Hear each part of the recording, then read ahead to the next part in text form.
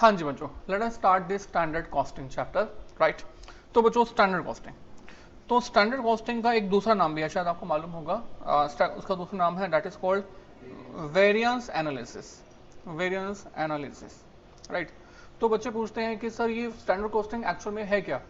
तो बच्चों ये है बेसिकली वेरिएंस एनालिसिस। आपको अगर सर ये वेरिएंस क्या होता है, तो जो variance is basically is equal to, जब हम बोलते हैं वेरिएंस, तो वेरिएंस का मतलब होता है that the difference between standard and actual, right. Difference between standard and actual. आपको इसको थोड़ा सा और एक्सप्लेन कीजिए, बड़ा सिंपल है। देखो बच्चों, जब भी हम कोई भी एक्टिविटी करते हैं, कोई भी काम करते हैं, तो सबसे पहले हम लोग एस्टिमेशन करते हैं। एस्टिमेशन करते हैं कि ये जो एक्टिविटी होगी वो किस तरह की होगी, कैसी होगी, राइट। उसके बाद जो हमारे एक्चुअल रिजल्ट होते हैं वो नो डाउट डिफरेंट हो सकते हैं। तो हमने जो एस्टिमेशन किया था और जो एक्चुअल एक्टिविटी है, उनका जो डिफरेंस है उसको ही हम क्या कहते हैं, variance. That is the variance chapter, यानी कि स्टैंडर्ड कॉस्टिंग, राइट। आपको अगर प्रैक्टिकली कुछ बताओ नॉर्मल लाइफ से रिलेटेड, तो डेफिनेटली बात कर सकते हैं। महंगा सर, आपने ये एस्टिमेट किया कि आपके एग्जाम में कॉस्टिंग के अंदर 80 मार्क्स आएंगे, राइट। अब 80 मार्क्स के लिए आपने क्या एस्टिमेट किया कि आप जो है एग्जाम से पहले 15 दिन दोगे, 15 दिन जो है 10 घंटे लगातार पढ़ोगे, दिस एंड दैट। तो आपने इस तरह से एक फॉलोअप चार्ट भी बनाया, पर एक्चुअल मार्क्स आए 60।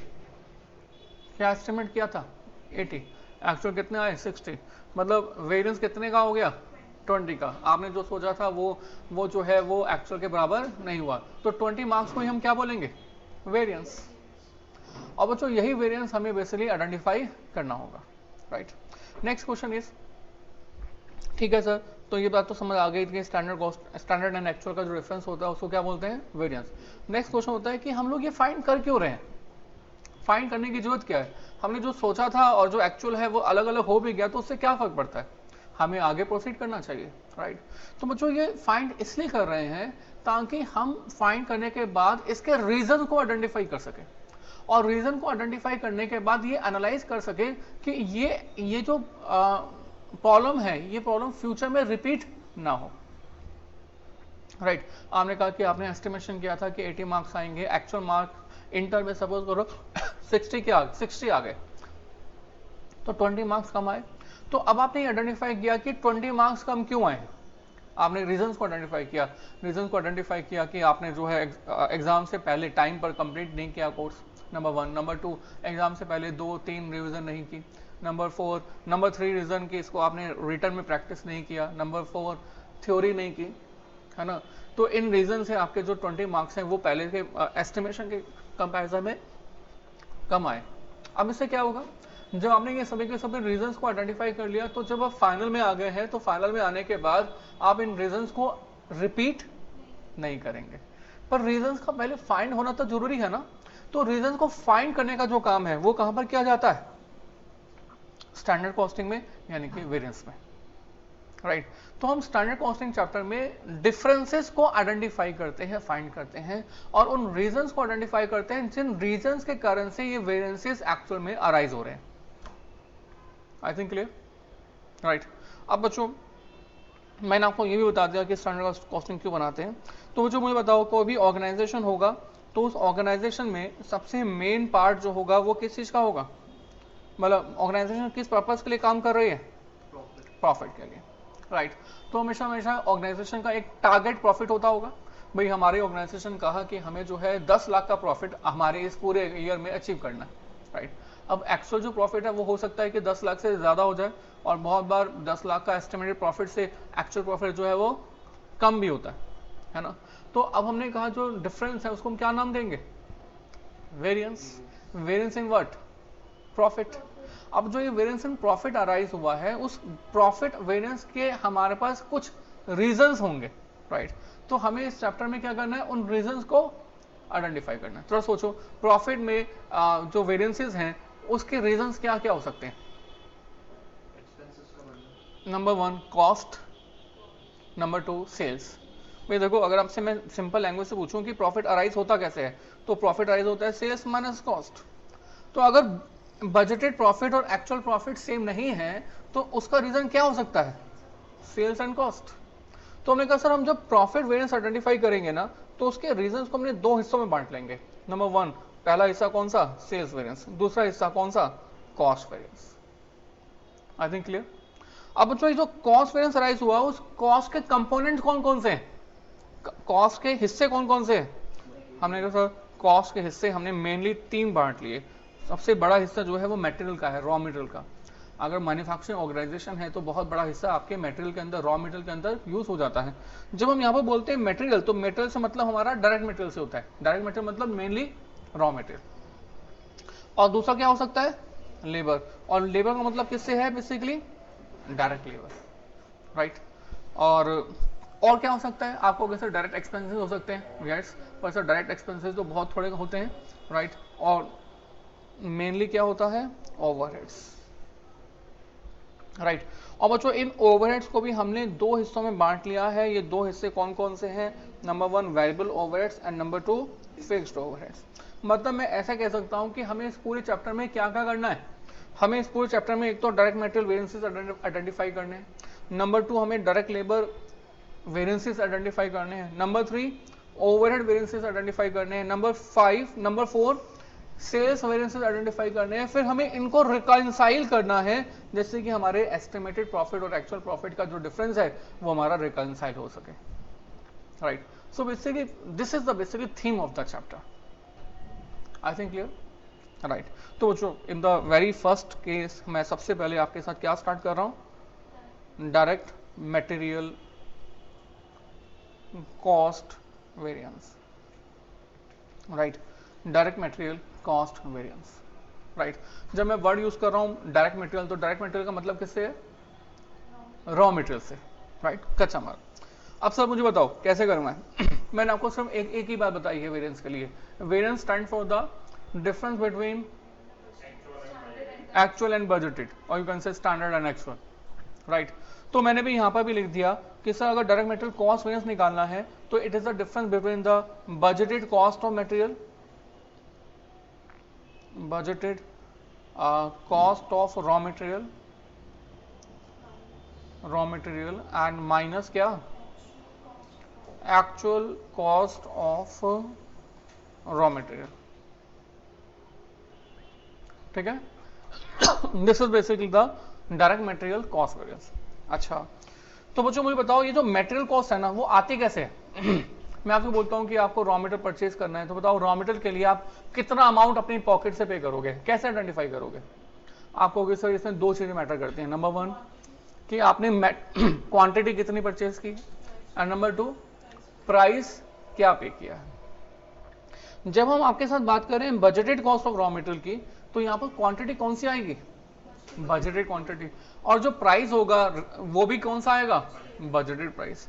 और जब मैं आपसे बात कर रहा हूं actual cost of raw material की तो क्वांटिटी कौन सी होगी, एक्चुअल क्वांटिटी, और प्राइस भी कौन सा होगा, एक्चुअल। तो यहां पर budgeted cost of raw material मैं बोल सकता हूं that it is basically budgeted quantity of raw material multiply by budgeted price per unit, ठीक है। और बच्चों एक्चुअल कॉस्ट के लिए मैं क्या करूं, हाँ जी एक्चुअल कॉस्ट के लिए क्या करें, actual quantity of raw material multiply by actual price per unit. I think clear, very simple है ना बच्चों। एक ही मानो standard costing is very simple, पूरा का पूरा स्टैंडर्ड कॉस्टिंग बहुत बहुत बहुत आसान है, राइट।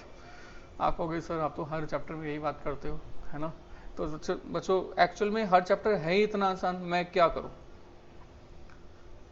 देखते हैं सर। Is it clear? अच्छा तो एक काम करूंगा मैं हर क्लास में आपसे पूछूंगा आसान है मुश्किल है आप बताना, ठीक है।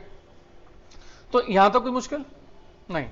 अब मैं एक छोटा सा एग्जांपल दे रहा हूं इसमें आपको, इस छोटे से एग्जांपल सुनिएगा।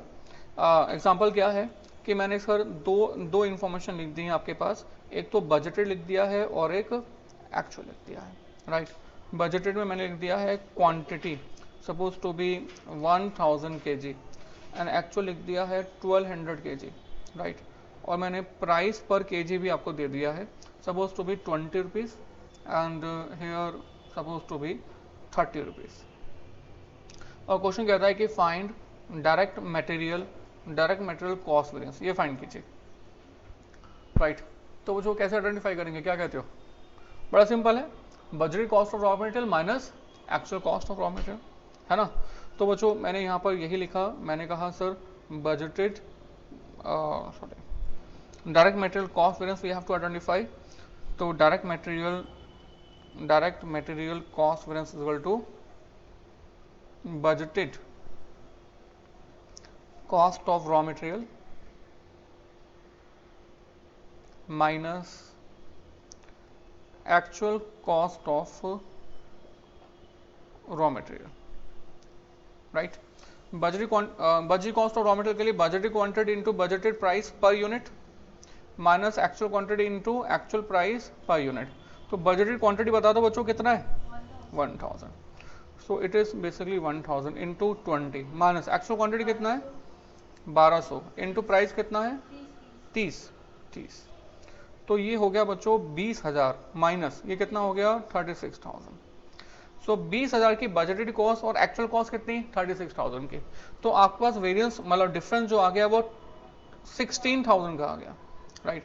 इस 16,000 को हम लोग कहेंगे एडवर्स। एडवर्स क्यों कहेंगे? एक्चुअली मुझे बताओ, आप सोच रहे थे कि आपका कॉस्ट 20,000 की होगी, जबकि एक्चुअल कॉस्ट जो आपकी हुई वो कितने की हुई? 36,000 की। Is it in favour of you और adverse to you? Adverse to you. तो इसको हम कैपिटल ए से डिनोट करते हैं।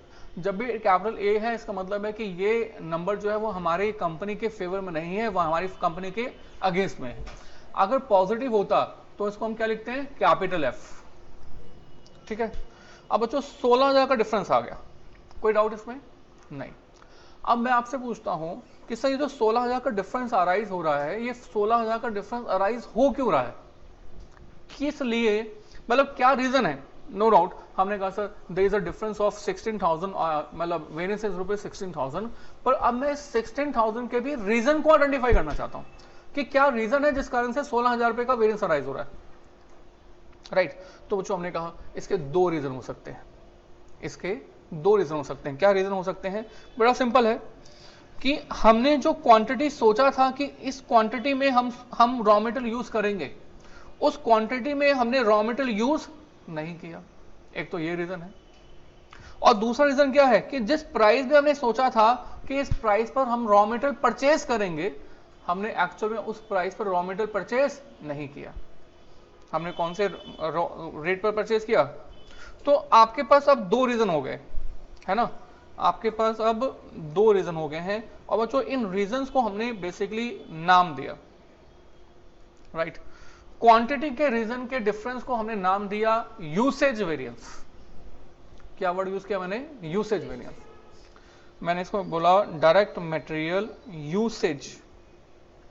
बच्चों यूसेज मतलब कि हम कितनी क्वांटिटी यूज करने के बारे में सोच रहे थे और एक्चुअल में हमने कितनी क्वांटिटी का यूज किया, राइट। तो हम कितनी क्वांटिटी के बारे में सोच रहे थे यूज करने का? 1000। और एक्चुअल में कितनी क्वांटिटी का यूज किया? 1200। और ये दोनों के दोनों जो नंबर हैं वो किस फॉर्मेट में है? किलोग्राम। तो now you can say that the usage variance is 200 kilogram. Is it clear? अच्छा, प्राइस के बारे में बात करते हैं। तो प्राइस, अच्छा एक दूसरा है 20 रुपए और 30 रुपए। इस 20 रुपए और 30 रुपए के डिफरेंस को हमने नाम दिया, क्या नाम दिया? Price variance. हमने कहा इसको बच्चों डायरेक्ट मटेरियल प्राइस वेरिएंस। अब ये प्राइस वेरिएंस क्या हो जाएगा? 20 माइनस 30, राइट। पर से ये जो 20 है वो कैसा है? ये पर किलोग्राम। और 30 रुपीज भी क्या है? ये पर किलोग्राम, राइट। अब आपके पास ये पर किलोग्राम में प्राइस आ गया है 10 रुपए का और आपके पास टोटल क्वांटिटी आ गई है कितनी? 100 किलोग्राम, राइट। बच्चों दोनों के दोनों नेगेटिव फिगर्स हैं, दोनों के दोनों यहाँ पर नेगेटिव आए हैं, यानी कि दोनों के दोनों क्या है? एडवर्स। बट सर, अच्छा सॉरी ये 200 है, बट सर ये दोनों के दोनों नेगेटिव आए हैं। बट बच्चों हमारा अपना जो आंसर होता है वो कभी भी नेगेटिव तो ठीक है, बट सर आंसर जब भी हम प्रेजेंट करते हैं, वेरिएंसेस जब भी निकालते हैं तो वो रुपीस में निकालते हैं। हम क्वांटिटी में या फिर पर यूनिट में, पर किलोग्राम में वेरिएंसेस या कोई भी नंबर आंसर की फॉर्मेट में रिप्रेजेंट नहीं करते। भाई मैनेजमेंट को ये थोड़ी बोलेंगे कि सर वेरिएंस जो है यूसेज वेरिएंस का 200 किलोग्राम का है, मैनेजमेंट को ये नहीं बोलेंगे। मैनेजमेंट को क्या बोलेंगे कि सर यूसेज वेरिएंस का वेरिएंस इतने रुपए का है। और प्राइस में हम ये नहीं बोलेंगे कि 10 रुपए पर किलोग्राम का वेरिएंस है, हम क्या बोलेंगे टोटल वेरिएंस प्राइस के अंदर इतने का है। मतलब ये कि क्वांटिटी को मुझे क्या करना पड़ेगा, मल्टीप्लाई, किससे मल्टीप्लाई करना पड़ेगा, प्राइस से। कौन से प्राइस है सर, आपके पास दो तरह के प्राइसेस अवेलेबल हैं। कौन कौन से प्राइस अवेलेबल हैं, बजटेड प्राइस पर किलोग्राम, या फिर आपके पास दूसरा क्या अवेलेबल है, एक्चुअल प्राइस पर किलोग्राम। ऐसे ही यहां पर जो क्वांटिटी में डिफरेंस आया है, सॉरी प्राइस में जो डिफरेंस आया है, this is the difference of the price ना, इसको हमें टोटल में कन्वर्ट करने के लिए क्वांटिटी से मल्टीप्लाई करना पड़ेगा, राइट। कौन सी क्वांटिटी से मल्टीप्लाई करना पड़ेगा, this is we have to talk about, right. हमने कहा सर इसको हमें क्वांटिटी मल्टीप्लाई करना पड़ेगा। कौन, दो क्वांटिटी हमारे पास अवेलेबल है, कौन कौन सी, बजटेड क्वांटिटी, और दूसरी क्वांटिटी कौन सी है, एक्चुअल क्वांटिटी। तो आपके पास एक बजटेड क्वांटिटी हो सकता है या आपके पास एक्चुअल क्वांटिटी हो सकता है, राइट। सो आप किससे करेंगे ये हमें सोचना होगा, राइट। अब बच्चों इस पर्पज के लिए हमने आपको थोड़ा सा कुछ बताया। बच्चों ये जो यूसेज वेरिएंस अराइज हो रहा था और दूसरा कौन सा वेरिएंस अराइज हो रहा था, price variance.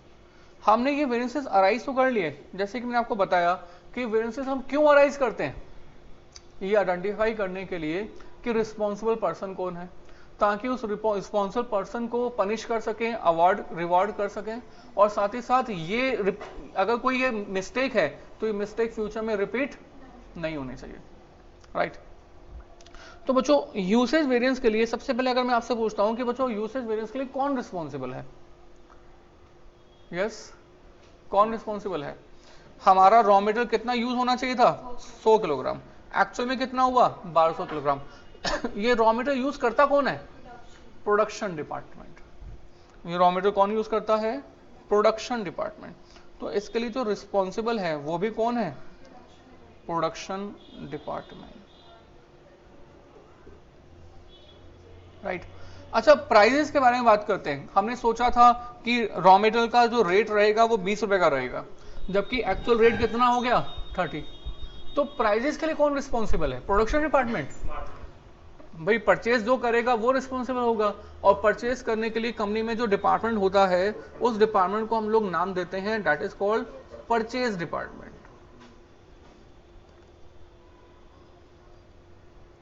I repeat, production department is responsible for the usage of the raw material, and the purchase department is responsible for the prices of the raw material, right। तो बच्चों हमने responsible department को तो identify कर लिया, right। अब अगर मान लो मैं प्रोडक्शन डिपार्टमेंट को बुलाऊं और प्रोडक्शन डिपार्टमेंट के मैनेजर से पूछूं कि मैनेजर जी बताइए कौन सा प्राइस से मल्टीप्लाई करूं, बजटेड प्राइस या फिर एक्चुअल प्राइस। तो प्रोडक्शन मैनेजर वो क्या बोलेगा, 20 से मल्टीप्लाई करें या 30 से मल्टीप्लाई करें, 20 से। वो कहेगा 20 से करो, कम से करो। और अगर मैं कहूं कि सर मैंने परचेज डिपार्टमेंट के मैनेजर को बुलाया और कहा सर 20 आपका जो प्राइस डिफरेंस आ रहा है वो 10 रुपए का आ रहा है, आप बताओ मैं बजटेड क्वांटिटी से मल्टीप्लाई करूं या एक्चुअल क्वांटिटी से करूं, तो वो क्या कहेगा, बजटेड क्वांटिटी। क्यों कहेगा, क्योंकि बजटेड क्वांटिटी कम है, राइट। तो इसका मतलब ये है कि ये लोग तो अपनी अपनी मर्जी के अकॉर्डिंग कैलकुलेशन करेंगे, और इसका मतलब ये भी है कि अगर एक्चुअल क्वांटिटी कम होती तो परचेज डिपार्टमेंट क्या कहता, एक्चुअल से मल्टीप्लाई करो। तो परचेज डिपार्टमेंट तो सिर्फ अपने अपने बेनिफिट के लिए सोचता रहेगा, राइट। बट हमें जो है प्रोडक्शन डिपार्टमेंट या परचेज डिपार्टमेंट किसी के बेनिफिट के लिए नहीं सोचना, हमें लॉजिकल सोचना है। हमें लॉजिकल सोचना है कि कौन सा डिपार्टमेंट कितने वेरिएंस के लिए एक्चुअल में रिस्पॉन्सिबल है, ठीक है। अब कैसे सोचें ये हम लोग बात कर रहे हैं आपके साथ, आई थिंक समझ में आ रही बात। आप सर कैसे सोचें, क्या कहते हो सर। देखो हम डायरेक्ट मटेरियल प्राइस वेरिएंस के लिए कहते हैं purchase department is responsible for all quantity that he is required to purchase। Purchase department को हमने रॉ मटेरियल परचेज करने के लिए बोला कि आप इतनी क्वांटिटी परचेज करके आओ, राइट। हमारी कंपनी में प्रोडक्शन डिपार्टमेंट में कितनी क्वांटिटी यूज होनी चाहिए थी इस बात से परचेज डिपार्टमेंट को क्या मतलब? परचेज डिपार्टमेंट को जो टास्क दिया गया है वो किस चीज का है? रॉ मटेरियल परचेज करने का। और जो रॉ मटेरियल परचेज करने का टास्क है, purchase department haves to fill up this task. इससे परचेज डिपार्टमेंट को क्या मतलब कि कितनी क्वांटिटी को यूज करना चाहिए था, राइट अगर हम इस पॉइंट को कंसिडर करें तो मुझे बताओ इस 20 - 30 के लिए कौन सी क्वांटिटी के लिए कौन सी क्वांटिटी मल्टीप्लाई करनी चाहिए? Actual quantity. चाहे एक्चुअल क्वांटिटी कम हो चाहे एक्चुअल क्वांटिटी ज्यादा हो, इससे कोई फर्क नहीं पड़ता। परचेज डिपार्टमेंट के आंसर से भी कोई फर्क नहीं पड़ता। लॉजिक्स क्या है? जिसको जो टास्क दिया हुआ है वो उसके लिए रिस्पॉन्सिबल है। परचेज डिपार्टमेंट को भाई समझ आई बात नहीं? आपको क्या टास्क दिया गया है? आपके पेरेंट्स ने आपको क्या टास्क दिया है? जाओ पढ़ाई करो, मार्क्स लेके आओ, राइट। अब आपको नहीं चाहिए मुझे जो है टाइम नहीं मिलता है, मुझे ये नहीं होता है वो नहीं होता है, तो इसके लिए पेरेंट्स और रिस्पॉन्सिबल नहीं है। तो हर पर्सन उस टास्क के लिए रिस्पॉन्सिबल है जो कि उसको दिया गया है। तो बच्चों इस पॉइंट को अगर मैं यहाँ पर कंसिडर करूँ तो क्या लिखूंगा मैं? Yes please. कौन सा प्राइस लिया जाएगा? कौन सी क्वांटिटी ली जाएगी? Budget quantity, actual quantity? Yes.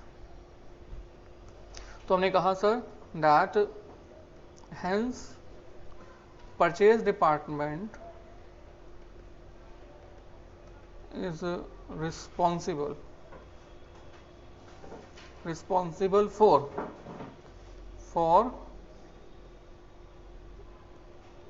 actual quantity, and that he is required to purchase। ठीक है सर। तो यहाँ पर जो क्वांटिटी ले ली गई है वो कौन सी ले ली गई है? Actual quantity. Is it clear? अब कौन सा डिपार्टमेंट बच गया? अभी हमेशा याद रहेगा परचेज डिपार्टमेंट जो है वो कौन से प्राइस के लिए रिस्पॉन्सिबल है? हमेशा। तो परचेज डिपार्टमेंट कौन सी क्वांटिटी के लिए रिस्पॉन्सिबल है? हमेशा एक्चुअल क्वांटिटी के लिए, क्योंकि उसको एक्चुअल क्वांटिटी ही एक्चुअल में परचेज करने के लिए कहा गया। That's it. I think clear. अच्छा अब दूसरी बात हमारा प्रोडक्शन डिपार्टमेंट जो है अब कौन से प्राइस से हम अप्लाई करें? बजटेड प्राइस या एक्चुअल प्राइस? देखो बजटेड प्राइस और एक्चुअल प्राइस का जो डिफरेंस है उसको क्या बोलते हैं? Price variance. अभी लिखा ना आपके सामने यहाँ पर बजटेड प्राइस और एक्चुअल प्राइस, इनका जो डिफरेंस है उसको क्या बोलते हैं? Price variance. और इस प्राइस वेरिएंस के लिए हम ऑलरेडी किसको रिस्पॉन्सिबल ठहरा चुके हैं? परचेज डिपार्टमेंट को। तो क्या प्राइस के लिए दोबारा से किसी दूसरे डिपार्टमेंट को भी रिस्पॉन्सिबल दोबारा से ठहरा दें? No, definitely not, right. तो हमारा प्रोडक्शन डिपार्टमेंट प्राइस के लिए रिस्पॉन्सिबल नहीं है, क्योंकि प्राइस के लिए सिर्फ और सिर्फ कौन रिस्पॉन्सिबल है? Purchase department. इसलिए हम प्रोडक्शन डिपार्टमेंट में जब क्वांटिटी को मल्टीप्लाई करते हैं प्राइस से तो कौन सा प्राइस लेते हैं? Right, it will be budgeted price, right. तो बच्चों मैंने यहां पर लिखा that for prices purchase department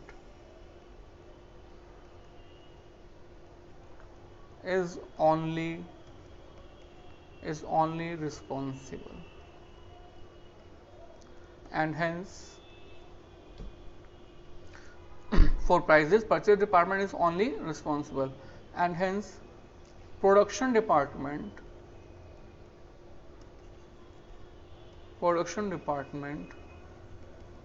is responsible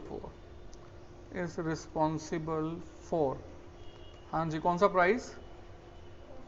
budgeted price per unit, right. और बच्चों इसके बाद दो लॉजिक और दूंगा। कैसे? लॉजिक नंबर 1 ध्यान दीजिएगा। अब अगर मैंने यहां पर इन बात को माना तो बजटेड प्राइस कितना है? बजटेड प्राइस देख के बताओ 20। तो मैं इस 200 को 20 से मल्टीप्लाई कर दूंगा, है ना। 200 will be multiply with 20। Okay 200 to 20 कितना हो जाएगा? 4000। एडवर्स या फेवरेबल? एडवर्स। अब यहां पर आ जाओ प्राइस वेरिएंस में। तो 20 माइनस 30 इज देयर -10, तो -10 को किससे मल्टीप्लाई करने के लिए कहा हमने, एक्चुअल क्वांटिटी से, और एक्चुअल क्वांटिटी कितनी है 1200, तो 10 इंटू 1200 कितना हो गया बच्चों 12,000। एडवांस या फेवरेबल 12,000 एडवर्स, राइट। तो वो जो यहाँ पर है 4,000 एडवर्स 12,000 एडवर्स मिला दो तो 16,000 एडवर्स, और कितना आना चाहिए इन दोनों का सम, इन दोनों का जो सम है वो भी कितना आना चाहिए 16,000 adverse, hence proved. Number 1। Number 2 हम ऐसे भी समझाते हैं बच्चों को, देखो बच्चों हमने कहा कि सॉरी, यहाँ पर हमने क्वांटिटी कंसिडर की, राइट, और क्वांटिटी में सबसे पहले बजटेड क्वांटिटी जो थी वो थोड़ी सी कम थी, कितनी थी 1000 ना, राइट, इट इज 1000, और जो एक्चुअल क्वांटिटी थी वो कितनी थी 1200, राइट। बजटेड प्राइस जो था ये प्राइजेस हमने ले लिए, प्राइजेस, सो बजटेड प्राइस क्या लिया था हमने 20 और एक्चुअल प्राइस क्या लिया था 30। हमने बजटेड प्राइस को बजटेड क्वांटिटी से जब मल्टीप्लाई कर दिया तो अब जो ये हिस्सा है, ये पोर्शन जो है, ये कौन सी कॉस्ट है, बजटेड कॉस्ट, ठीक है। अब इसके बाद मैंने कहा कि आपने एक्चुअल क्वांटिटी को एक्चुअल प्राइस से मल्टीप्लाई कर दिया, राइट। तो अब ये बड़ा सा बॉक्स बन गया, ये बड़ा सा बॉक्स बन गया, तो ये जो बड़ा सा बॉक्स है ये कौन सा हिस्सा है, ये है आपके पास एक्चुअल कॉस्ट, राइट। इस पूरी एक्चुअल कॉस्ट में से बजटेड कॉस्ट हटा दें, माइनस कर दें, तो बाकी जिस हिस्से में सिर्फ और सिर्फ रेड बचा हुआ है, राइट, जिस हिस्से में सिर्फ और सिर्फ क्या बचा हुआ है, ये वाला पोर्शन, ये जो पोर्शन है ये क्या चीज है, yes, this is basically variance, this is basically variance, right. तो yellow portion is a variance, this is the total material variance, right. अच्छा, हमने क्या किया, हमने स्टार्ट किया परचेज डिपार्टमेंट के वेरिएंस से। परचेज डिपार्टमेंट का वेरिएंस जो था वो बेसिकली क्या था, परचेज डिपार्टमेंट के वेरिएंस हमने कहा that the difference between the 20 रुपए और 30 रुपए, इनका जो डिफरेंस है उसको हमने मल्टीप्लाई कर दिया, किससे मल्टीप्लाई कर दिया, याद होगा आपको, कौन से क्वांटिटी से, एक्चुअल क्वांटिटी से ना। परचेज डिपार्टमेंट के लिए difference between budget price and actual price, इसके डिफरेंस को किससे मल्टीप्लाई कर दिया, एक्चुअल से। तो ये पूरे के पूरे इस हिस्से के लिए हमने कौन से डिपार्टमेंट को रिस्पॉन्सिबल ठहरा दिया, इसलिए हमने कहा that purchase department is responsible. तो कौन सा हिस्सा बच गया जो कि प्रोडक्शन डिपार्टमेंट के हिस्से में आएगा, ये वाला है ना। इस हिस्से के लिए कौन रिस्पॉन्सिबल होगा, प्रोडक्शन डिपार्टमेंट, राइट। अच्छा, इस हिस्से को कैलकुलेट कैसे करेंगे, the difference between budgeted quantity and actual quantity, difference between these two, multiply with what, this one or this one, first one, पहले वाला, यहां तक, क्योंकि हमें इसी हिस्से की बात करनी है, राइट। तो इस वाले पोर्शन के लिए फाइंड करने के लिए difference between budgeted quantity and actual quantity multiply with कौन सा प्राइस, बजटेड प्राइस। आई थिंक क्लियर। तो बच्चों हमने आपको कहा, अब हमने आपको 3 बातें बता दी हैं, मतलब इनफैक्ट हमने आपको 3 वेरिएंसेस बता दिए हैं, हमने आपको 3 वेरिएंसेस बता दी हैं। 3 वेरिएंसेस में number 1 direct material cost variance, क्या formula, budgeted quantity into budgeted price per unit minus actual quantity into actual price unit, और you can say difference between the budgeted cost and actual cost. फिर दूसरा बताया हमने आपको direct material usage variance, यानी direct material usage variance कैसे बताया आपको, हमने कहा यूसेज मतलब quantity utilised, quantity used in the production, right, और क्वांटिटी यूज जो हम करते हैं वो किस चीज की करते हैं, रॉ मटेरियल की। तो यहाँ पर हम कहते हैं it is the difference between budgeted quantity and actual quantity, multiply with, हमें इसको किस ना किसी प्राइस से मल्टीप्लाई करना है, तो कौन सा प्राइस, यूसेज वेरिएंस के लिए कौन रिस्पॉन्सिबल है, प्रोडक्शन डिपार्टमेंट, और प्रोडक्शन डिपार्टमेंट प्राइस के लिए रिस्पॉन्सिबल नहीं है। तो यहाँ पर जो प्राइस कंसीडर किया जाएगा वो कौन सा किया जाएगा, बजटेड प्राइस पर यूनिट। और number 3 direct material price variance, और direct material price variance is the difference between budgeted price per unit minus actual. भाई प्राइस वेरिएंस का मतलब यही हुआ कि प्राइस का डिफरेंस।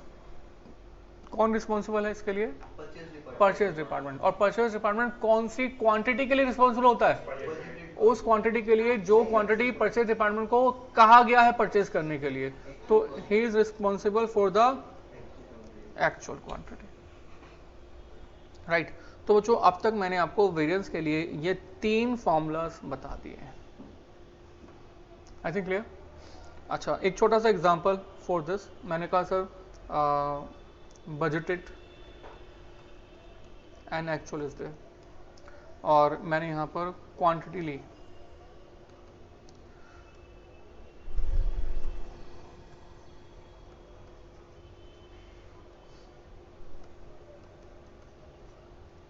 क्वांटिटी ले लेते हैं कुछ भी, suppose to be 5000 kilogram and actual 6000 kg। Price per KG suppose to be 30 and rupees 28। Question कहता है फाइंड ऑल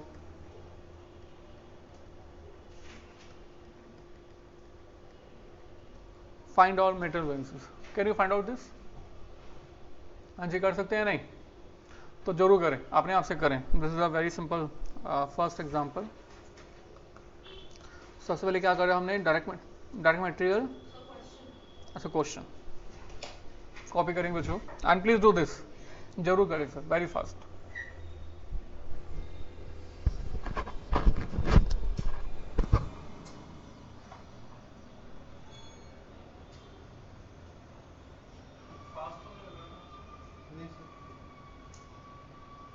स्पीड बना के कर रहा हूँ, फास्ट नहीं कर रहा हूँ, तो स्पीड बना रहा हूँ क्योंकि बहुत लंबा चलता है। मान के चलो 10 क्लास, 10 बार। सर इसकी वेटेज क्या रहती है एग्जाम में?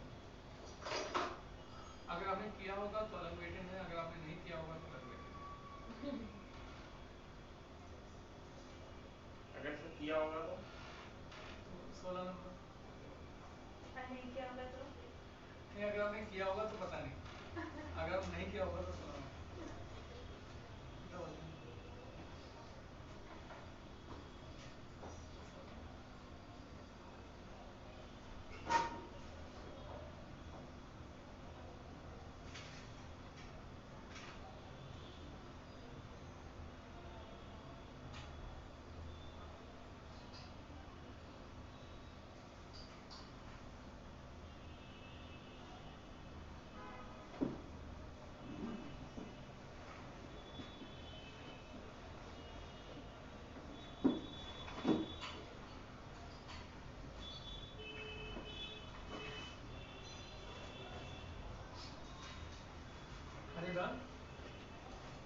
आंसर आ गया?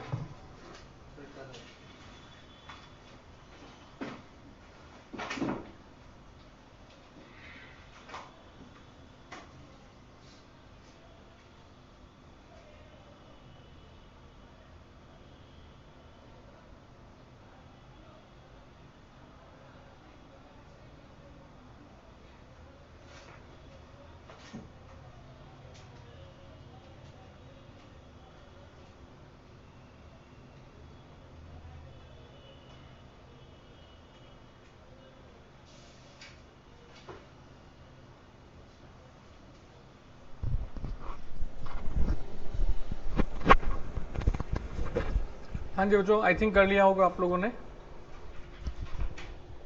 यस, डन ना?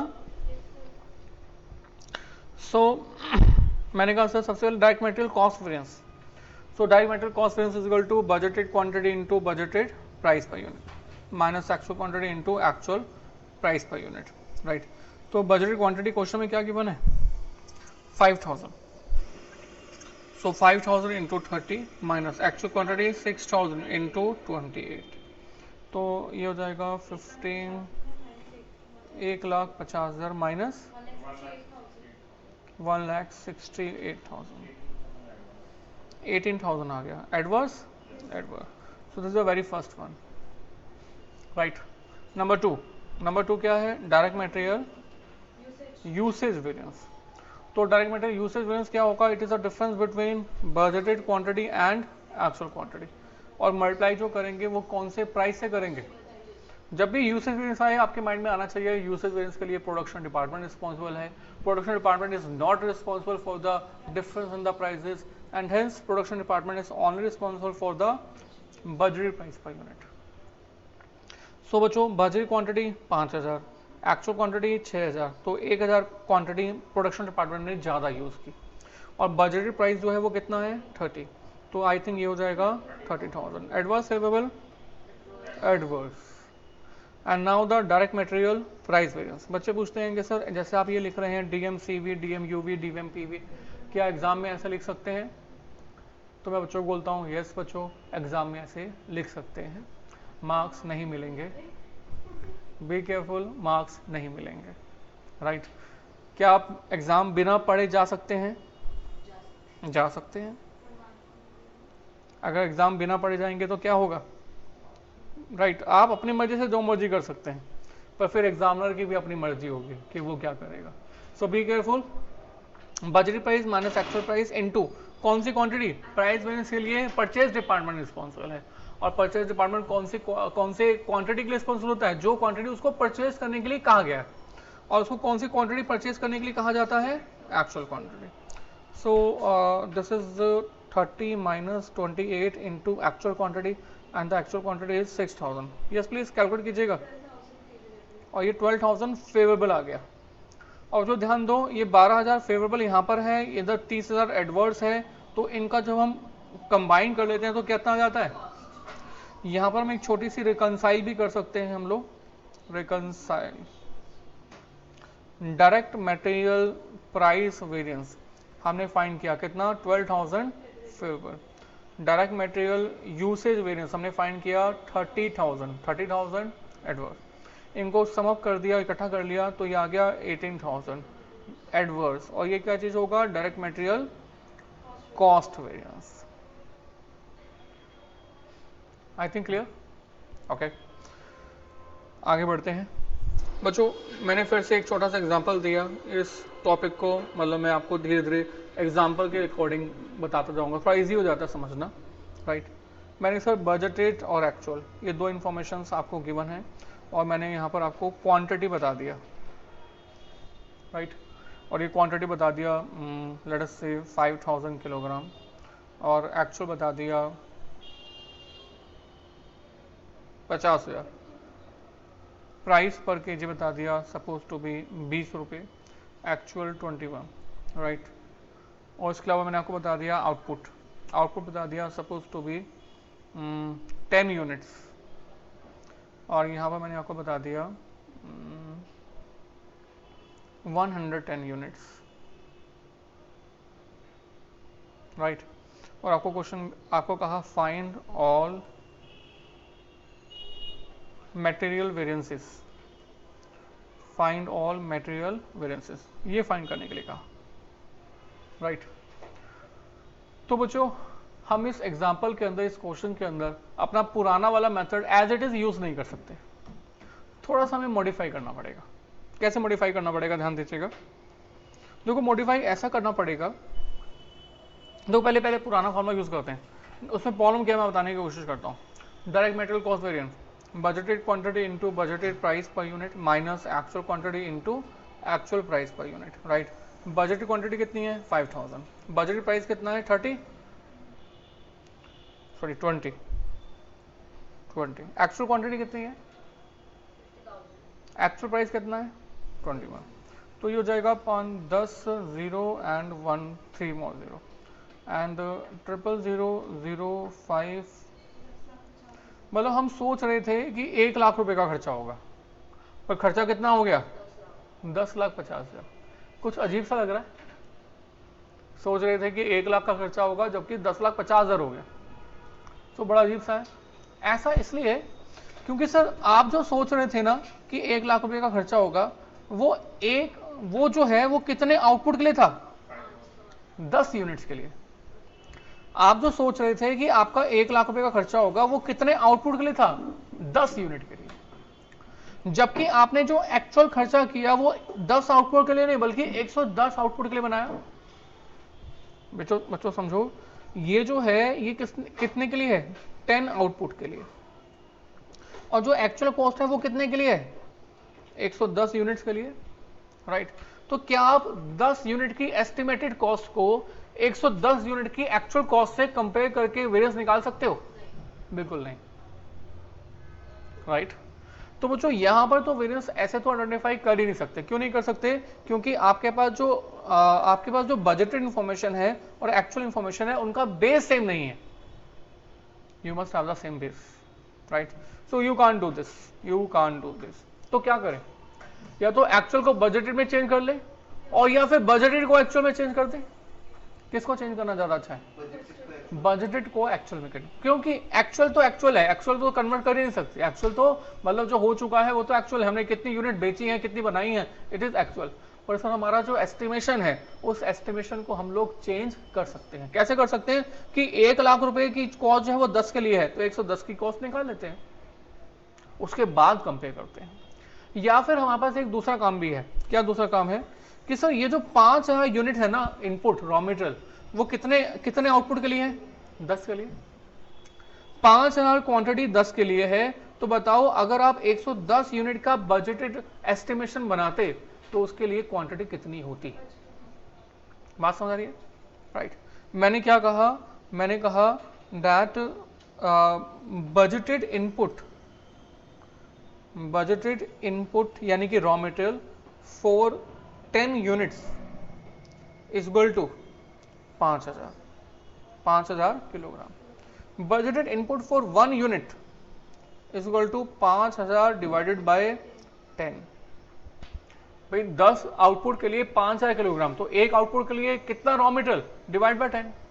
और आपका जो बजटेड इनपुट फाइंड करना है वो एक के लिए भी फाइंड नहीं करना, आप किसके लिए फाइंड करो? पहले 110 के लिए, ताकि आगे जाके नंबर कंपेरेबल होके कैलकुलेशन हो सके, राइट। तो आप क्या करो? आप कहो कि सर 110 यूनिट के लिए, 110 आउटपुट के लिए इनपुट यानी कि रॉ मटेरियल कितना होना चाहिए ये फाइंड करने चाहते हैं हम।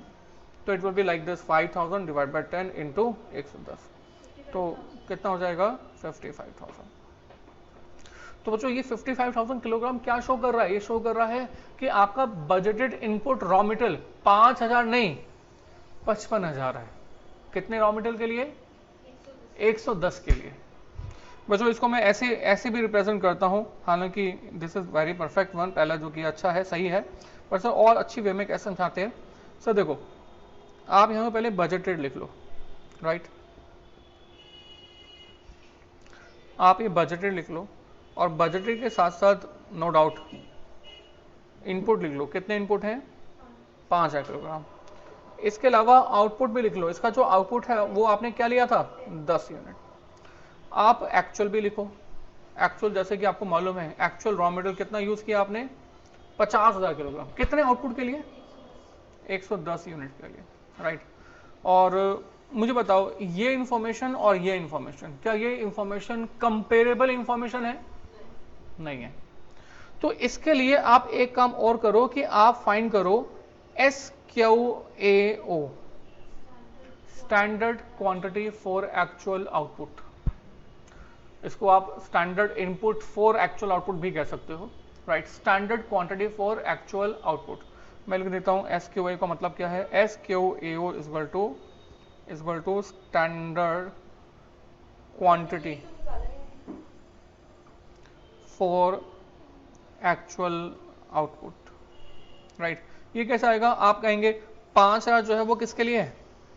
10 के लिए। तो एक के लिए कितना हो जाएगा? 5000 डिवाइड बाय 10। और 110 के लिए कितना होगा? Multiply by 110। एक्चुअल में तो आपने जो ये किया है ना, ये एक ही चीज है, this and this has the same thing. But sir table के अकॉर्डिंग आई थिंक ये समझना थोड़ा सा ज्यादा आसान है, और मैं आपको रिक्वेस्ट करूंगा आने वाले जितने भी क्वेश्चंस होंगे आप इसी टेबल के अकॉर्डिंग करेंगे, राइट। टेबल के अकॉर्डिंग करके ही आपको आसान लगेगा, राइट। अच्छा एक चीज और, बजटेड के साथ साथ बजटेड प्राइस पर किलोग्राम ये हमें मालूम है ना 20 रुपए का, और एक्चुअल के साथ भी आप लिख लीजिए एक्चुअल प्राइस पर किलोग्राम जो कि आपको मालूम है कितना? 21। उसको भी लिख दीजिए। चलिए, तो ये SQAO आ गया, standard quantity for actual output. अब हम क्या करेंगे, ये आपने फाइंड कर लिया, ये कितना आ गया बच्चों, 55,000 किलोग्राम। कितने आउटपुट के लिए, 110 यूनिट्स के लिए। और ये बजटेड प्राइस पर किलोग्राम तो वही है 20 रुपए का। तो बच्चों 55,000 किलोग्राम की क्वांटिटी 110 यूनिट्स के लिए यूज होती है, दैट इज आवर एस्टिमेशन। 20 रुपए का रेट है, that is our estimation. Actual क्या है, 50,000 एंड 21। तो अब आप इस इंफॉर्मेशन को और इस इंफॉर्मेशन को कंपेयर कर सकते हो। तो बच्चों यहां पर हमको कह सकते हैं कि direct material cost variance is equal to, पहले हम क्या लिखते थे, बजटेड क्वांटिटी। बजटेड क्वांटिटी नहीं, क्या लिखेंगे, standard quantity for actual output into कौन सा प्राइस, बजटेड प्राइस पर kilogram, minus actual quantity into actual price पर किलोग्राम। ठीक है, तो standard quantity for actual output कितना हमने फाइंड किया, 55,000 into budget price 20, actual quantity 50,000 and actual price 21। और बच्चों अब ये जो दो नंबर है ना, now these two numbers are actually comparable, now these two numbers are actually comparable. I think clear. अच्छा, तो जो बता दो कितना कितना आया, 11 lakhs एंड 10,50,000, राइट। तो 50,000 पे डिफरेंस बच गया, एडवर्स या फेवरेबल, फेवरेबल। हमने कहा डायरेक्ट मटेरियल कॉस्ट वेरिएंस आपने आइडेंटिफाई कर लिया है, 50,000 फेवरेबल, राइट। ये हमारा फर्स्ट पार्ट हो गया। नाउ द सेकंड पार्ट, हमें क्या फाइंड करना है, डायरेक्ट मटेरियल यूसेज वेरिएंस। तो direct material usage variance, usage variance मतलब क्या, difference between budget quantity and actual quantity. पर बच्चों अब बजटेड क्वांटिटी नहीं, क्योंकि बजटेड क्वांटिटी जो लिख रहा था वो बजटेड आउटपुट के लिए था। अब तो हमने जो क्वांटिटी फाइंड कर ली है वो किसके लिए फाइंड कर ली है, एक्चुअल के लिए। तो now SQAO minus actual quantity, right. फिर से कौन सा डिपार्टमेंट रिस्पॉन्सिबल, प्रोडक्शन डिपार्टमेंट। कौन से प्राइस के लिए, बजटेड प्राइस पर किलोग्राम के लिए, राइट। तो SQAO कितना था, 55,000, एक्चुअल क्वांटिटी 50,000। मतलब हमारी 55,000 क्वांटिटी यूज होनी चाहिए थी, एक्चुअल में 50,000 हुई, तो 5,000 क्वांटिटी हमारी कम यूज हुई। इज इट गुड और बैड, दैट इज गुड। मतलब एडवर्स या फेवरेबल, फेवरेबल आएगा। बजट प्राइस कितना है, 20। तो ये हो गया बच्चों 5,000 इंटू 20 यानी कि कितना हो जाता है, 1 lakh. Adverse, favourable, favourable. Now the third part of the question, direct material price variance, difference between budgeted price पर किलोग्राम माइनस एक्चुअल प्राइस पर किलोग्राम, मल्टीप्लाई। कौन सा डिपार्टमेंट रिस्पॉन्सिबल, परचेज डिपार्टमेंट। तो कौन से प्राइस के लिए, जो टास्क उसको दिया गया है, और कौन सा टास्क दिया हुआ है, एक्चुअल क्वांटिटी के लिए, बजटेड प्राइस। और ये बजटेड प्राइस कितना है, 20 minus 21 into actual quantity. Actual quantity कितनी, 50,000, राइट। तो this is -1 into 50,000 and this means 50,000। Adverse, favourable, adverse. तो ये 50,000 एडवर्स आ गया, 1 लाख फेवरेबल आ गया। तो उसको हम क्या कर देंगे, रिकनसाइल। तो can we reconcile, yes sir. कैसे, direct material usage variance is equal to 1 lakh favourable and direct material price variance 50,000 adverse. तो बाकी बच गया 50,000 फेवरेबल। तो ये क्या हो गया, डायरेक्ट मटेरियल, हाँ, कॉस्ट वेरिएंस 50,000 फेवरेबल। आई थिंक क्लियर। कॉपी कर लिया आप लोगों ने, पक्का।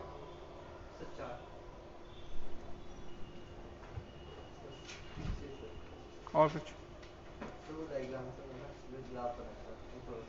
कौन सा,